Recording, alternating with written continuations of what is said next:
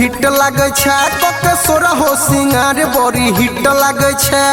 gross भरी छौरी लहंगा चोली में तू फिट लगे छे कके सोरा हो सिंगार बड़ी हिट लगे छे 16 के चढ़ल जवानी में तोहर उमर छौ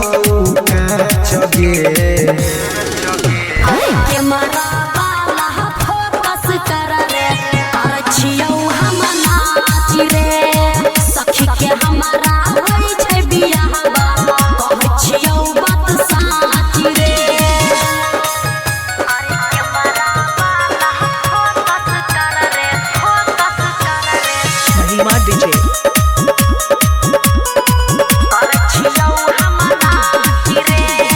डीजे के बेस पर हिल छौगे कमर निक सा वीडियो बना रे छोरा हमर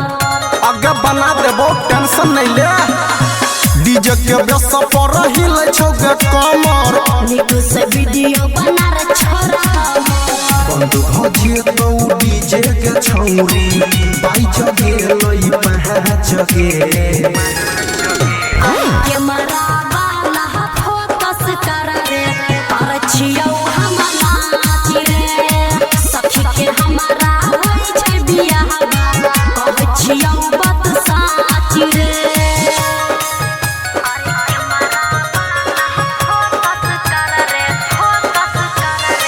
महिमा डीजे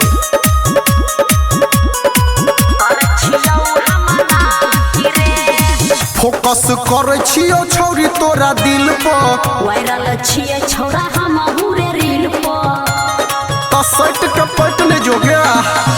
फोकस करे छियो छौरी तोरा दिल पर वायरल छिए छोरा हम हुरे रील पर राइटर सहनी रौशन